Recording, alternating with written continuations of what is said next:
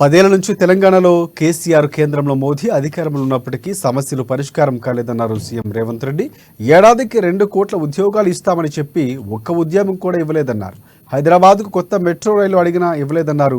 మూసీ ప్రక్షాళన కోసం అనా పైసా నిధులు కూడా కేంద్రం విడుదల చేయలేదని తెలిపారు. పాలమూరు రంగారెడ్డికి జాతీయ హోదా ఇవ్వాలని అడిగినా మోదీ ఒప్పుకోలేదన్నారు.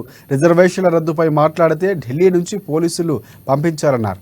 గుజరాత్లో లేని పథకాలు తెలంగాణలో ఇస్తున్నారని అభినందించకుండా ప్రధాని మోదీ తిట్ల దండకం అందుకున్నారన్నారు. డిసెంబర్లో సెమీఫైనల్స్ గెలిచామని, ఫైనల్లో తెలంగాణ వర్సెస్ గుజరాత్ టీం తలపడుతున్నాయన్నారు సీఎం రేవంత్ రెడ్డి. ఇక తెలంగాణ యువత తెలంగాణను గెలిపించాలని కోరారు సీఎం. కుట్ర చేస్తుంది, మా మూసీకి నిధులు ఇయ్యి, మా మూసీ మురికిని తీయి అని అడిగిండ్రు. కానీ అనా పైసా కూడా మూసీకి ఇవ్వలేదు. మా నల్గొండ సోదరుల సమస్య పరిష్కరించలేదు. నేను ముఖ్యమంత్రి అయినాక నేనే స్వయంగా వెళ్ళి ప్రధానమంత్రిని అడిగిన పాలమూరు రంగారెడ్డి ఎత్తిపోతల పథకాన్ని జాతీయ ప్రాజెక్టుగా చేయండి అని.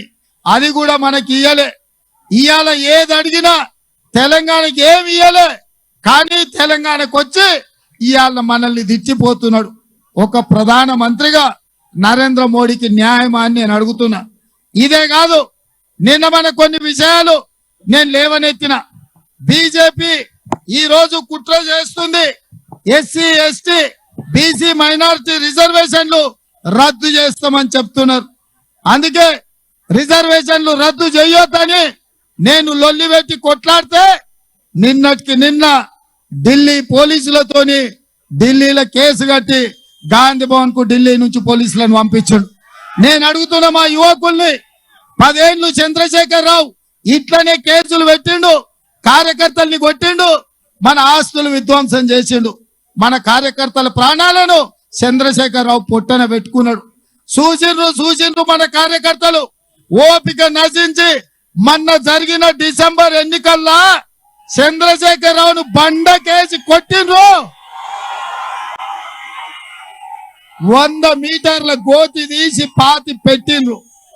మరి మా కార్యకర్తలు అనుకుంటున్నారు చంద్రశేఖర్ రావు ఖతం అయిండు కాబట్టి ఆట మొత్తం అయిపోయిందని. ఆట అయిపోలే నాయన. ఆట సెమీఫైనల్స్ డిసెంబర్ లో మనం గెలిచింది. ఇప్పుడు finals Telangana team versus Gujarat team.